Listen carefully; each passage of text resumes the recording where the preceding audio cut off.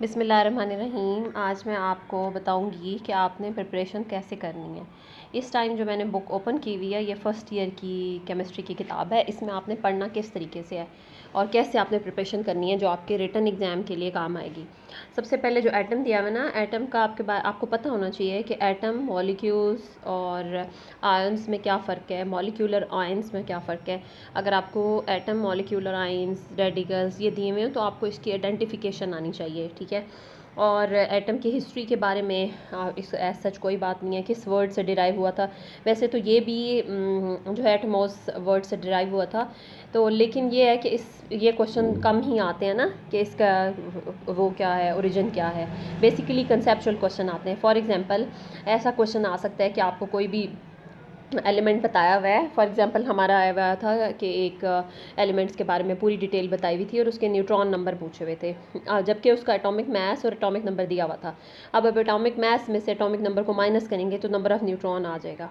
Same he number of proton होता है, ठीक है।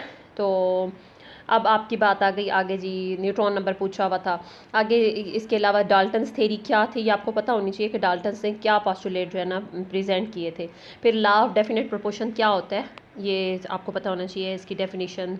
और लॉ ऑफ जो है दो लॉ दिए हुए ना इन्होंने, law of conservation of matter, यानी कि matter can neither be created not destroyed. तो ये जो है ना कंजर्व रहता है बिफोर एंड आफ्टर रिएक्शन, ये जो है कंजर्व रहता है। इसी तरह एटम की डेफिनेशन जो है आपको आनी चाहिए, जस्ट आप इसको गो थ्रू कर लें। इसके अलावा यहाँ पे आपको और ऐसा सच कुछ करने की ज़रूरत नहीं है, सिर्फ आपको ये देखें proton, neutron, hyperon, neutrino, anti neutrino, ये आपको ना कुछ पार्टिकल, सब एटॉमिक पार्टिकल बताए हुए, आपको पता होने चाहिए कि ये सब एटॉमिक पार्टिकल हैं। फॉर एग्जांपल आ जाता है एंटी न्यूट्रिनो क्या है तो आप बता सकते हैं सब एटॉमिक पार्टिकल हैं। फिर सिम्बल्स को किसने किया था, वैसे तो ये साइंटिस्ट का नेम है, एज सच ये सिंबल किसने किया था ये नहीं आ सकता। हाँ ये ज़रूर आ सकता है कि फ्ला एलिमेंट की क्या सिंबल है।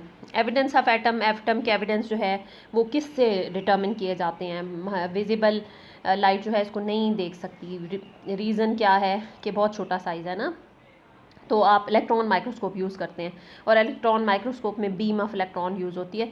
तो ये आपको पता होना चाहिए। बाकी इसमें ऐसा कोई ऐसी चीज़ नहीं है कि आप इसको जो है ना करें, ठीक है। नेक्स्ट आ गया, ये आपको दिया हुआ है इसमें जो दिया हुआ है इनके साइजेस कितने होते हैं, क्योंकि ये साइजेस जो है ये भी रट्टे वाली बात है, ये इन्होंने आपसे नहीं पूछना, ठीक। तो ये कितना होता है 1 AMU कितने किलोग्राम के इक्वल है, ये वैसे आपको पता होना चाहिए। वैसे ये भी गिवन होता है, कोई भी ऐसा क्वेश्चन नहीं था जिसमें कहीं रट्टा हो या वो हो। मॉलिक्यूल की डेफिनेशन आपको पता होनी चाहिए। अगर एटम, मॉलिक्यूल्स आयन दिए हो तो आपको पता होना चाहिए कि मॉलिक्यूल है। मोनोटॉमिक मॉलिक्यूल, डायटोमिक मॉलिक्यूल ये पता होने चाहिए। एटॉमिसिटी क्या होती है, ठीक है, कि कितने एटम्स हैं, तो इसलिए मैक्रो मॉलिक्यूल, माइक्रो मॉलिक्यूल में डिफरेंस आ गया। और ऐसे रट्टे वाले सवाल नहीं आ सकते कि हीमोग्लोबिन में कितने एटम्स होते हैं, this is not the question. इसके अलावा आयॉन्स कैसे बनते हैं, ये प्रोसेस एंडोथर्मिक क्यों है, एक्सोथर्मिक क्यों है, अगर पॉजिटिव आयन बन रहे हैं तो एंडोथर्मिक क्यों है, नेगेटिव आयन बन रहे हैं तो एक्सोथर्मिक क्यों है, और इनकी वैलेंसी सोडियम पोटेशियम की +1 क्यों है, +2 क्यों नहीं है। ये आपसे क्वेश्चन आ सकता है क्योंकि लास्ट शेल में, वैलेंस शेल में एक इलेक्ट्रॉन है तो easily it can be removed. तो इस तरीके से छोटे छोटे जो है क्वेश्चन आपको आ सकते हैं। लेकिन इसमें जो है आपको एंडोथर्मिक और एक्सोथर्मिक प्रोसेस का पता होना चाहिए कि वाई आइंस आर फॉर्म्ड, क्या रीज़न क्या है, ठीक। उसके बाद आपका जो है नेगेटिव आइन है उनके बारे में बताया हुआ है। इसके अलावा ये ग्रुप ऑफ एटम्स पे भी आ सकता है, तो ये क्या है, फॉस्फेट है, सल्फेट है, कार्बोनेट है, इनके बारे में आपको पता होना चाहिए कि पॉजिटिव आइन, नेगेटिव आइन जो है in the form of group भी उनके ऊपर हो सकते हैं। मॉलिक्यूलर आइंस आप डिस्टिंग्विश करने आने चाहिए। फॉर एग्जांपल H2O के ऊपर पॉजिटिव है, फुल मॉलिक्यूल है उस पर पॉजिटिव है तो पॉसिबल है ये मॉलिक्यूलर आइन है। मीथेन पूरी लिखी हुई है CH4 उस पर पॉजिटिव चार्ज है तो ये मॉलिक्यूलर आइन है। लेकिन अगर CH3 पॉजिटिव लिखा होता तो दैट इज़ अ कैटाइन, ये मॉलिक्यूलर आइन नहीं है। आपको पहचान होनी चाहिए, आप काफ़ी सारी देख लें कि मॉलिक्यूलर आइन है या नहीं है। कार्बन मोनोऑक्साइड इंडिपेंडेंटली एग्जिस्ट करती है, इसलिए अगर इस पर पॉजिटिव चार्ज होगा तो मॉलिक्यूलर आइन होगा, अदरवाइज नहीं होगा। अब आगे रिलेटिव एटॉमिक मास, हम क्यों चेक करते हैं रिलेटिव एटॉमिक मास है क्या, इसकी डेफिनेशन पढ़ लें, ठीक है।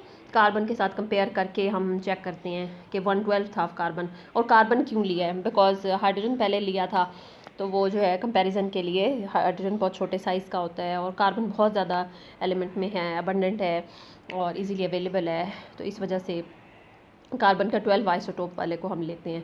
रिलेटिव अबंडेंस को आपको पता होना चाहिए, रिलेटिव एटॉमिक मास की डेफिनेशन पता होनी चाहिए क्या होते हैं, और ये आपसे कोई रट्टा नहीं पूछा जाएगा कि नियॉन का कितना है। आइसोटोप्स क्या होते हैं, ठीक है, आइसोटोप्स में आपको आइडेंटिफिकेशन पता होनी चाहिए कि आइसोटोप्स हैं। हाँ, ये पूछा जा सकता है कि जिनके कम आइसोटोप्स हैं कौन से हैं, एक आइसोटोप वाले, जैसे आयोडीन का एक आइसोटोप होता है, कुछ दिए मैं इन्होंने, तो यहाँ इसको आप स्टडी कर लेंगे, ठीक है। लेकिन इसमें आपने कोई चीज़ रट्टा नहीं लगानी। और आइसोटोप में डिफरेंस क्या होता है, एक आइसोटोप दूसरे आइसोटोप से डिफरेंट कैसे होता है, और इनको कैसे आइडेंटिफाई कर सकते हैं, आइसोटोप को क्या टेक्निक यूज़ करेंगे, काफ़ी सारे आइसोटोप्स दिए हुए हैं, आप क्या करेंगे, मैस स्पेक्ट्रोमीटर यूज़ किया जा सकता है, ठीक है। अब आगे रिलेटिव अबंडेंस। रिलेटिव अबंडेंस होती क्या है, ये आपको नहीं पता होनी चाहिए कि रिलेटिव अबंडेंस क्या होती है, इसकी डेफिनेशन क्या होती है।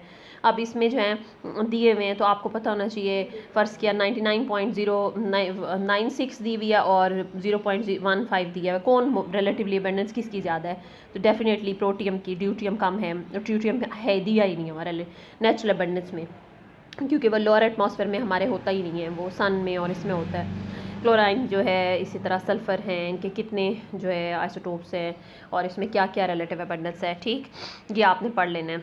उसके अलावा फिर आपको ये आइसोटोप्स की तादाद बताई हुई है, ये आप बिल्कुल नहीं करनी, ये रट्टा शट्टा बिल्कुल नहीं आएगा, कुछ भी ऐसा नहीं आएगा।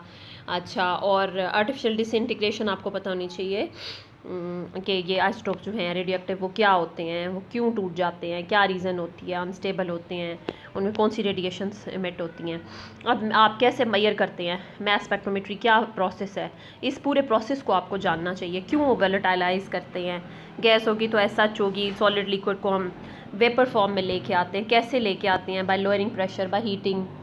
उसके बाद आयोनाइजेशन चैम्बर में आपके पास इलेक्ट्रॉन बम्बार्डमेंट होती है, पॉजिटिव आयन बनते हैं, फिर हम इलेक्ट्रिक फील्ड क्यों देते हैं, फॉर एक्सेलरेशन, तो एक्सेलरेशन के लिए हम दे रहे होते हैं, और उसके बाद फिर जो है हम उनको मैग्नेटिक फील्ड में मूव कराते हैं, ठीक। और फिर ये सारा आपको पता होना चाहिए, M/E वैल्यू क्या रेशो है, क्या M/E वैल्यू डायरेक्टली प्रोपोर्शन किसके है, इन्वर्सली प्रोपोर्शन किसके, आपको साफ नज़र आ रहा है, H जो है मैग्नेटिक फील्ड के डायरेक्टली प्रोपोर्शन है, ये आपको पता होना चाहिए।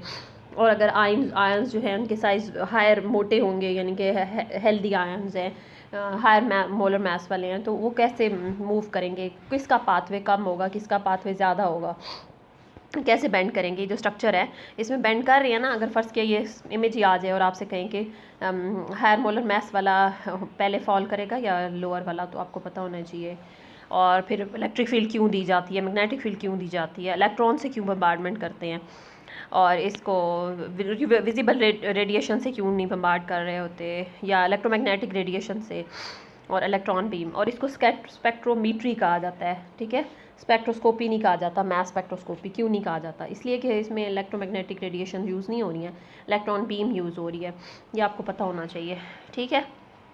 तो फिर उसके बाद ये ग्राफ आप कैसे ड्रा करते हैं, रिलेटिव अबंडेंस एक तरफ है और मैस नंबर एक तरफ है, और क्यों कितनी आएगी, क्यों ज़्यादा आ रही है किसी की, क्योंकि वो आयन करंट जो है वो ज़्यादा प्रोड्यूस हो रहा है, नंबर ऑफ़ जो है आयंस जो है वो ज़्यादा हैं, जिसके नंबर ऑफ़ आयंस ज़्यादा होंगे जिस आइसोटोप्स के, उसकी रिलेटिव अबंडेंस ज़्यादा होगी, और फिर वो इसी तरीके से आपको हायर पीक देगा, ठीक है।